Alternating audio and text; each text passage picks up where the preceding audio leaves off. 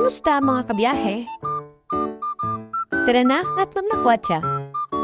Dahil bored na naman ang mga person na yan. Pumunta tayo sa napakaganda at makakapag-relax tayo na maayos. Andito tayo ngayon sa Clark Safari. Aray ko be, ang sakit sa puwet.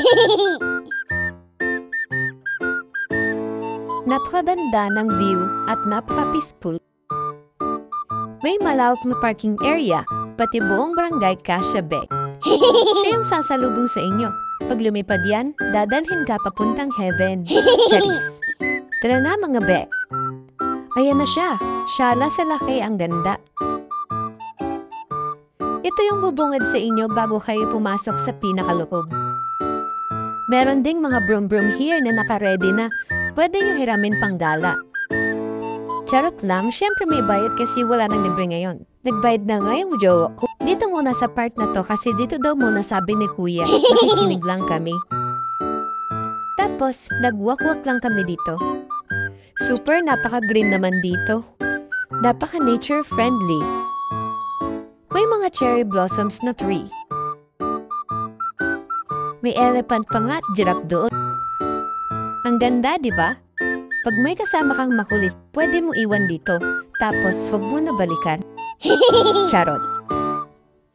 Tapos, tinuloy lang namin yung walk-walk namin hanggang makarating kami dito.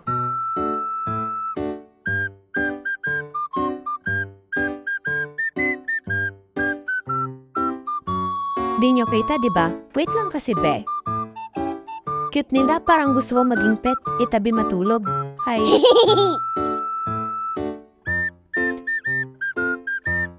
Meron pa dito sa kabila, ang dami nila. Impa. Pagons, dapat nasa loob ka na. Tignan niyo to mga be, nakakatakot yung mga mukha nila.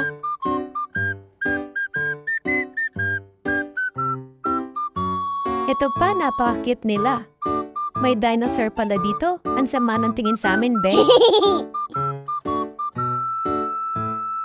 At talaga naman, napaka-sweet nila magkakayakap. Ha, ikaw ba sila lang? More dinosaurs, roar! Dito naman tayo, mga be. Ang dami ang lalaki ng mga tilapia at goldfish. Magkano kayo?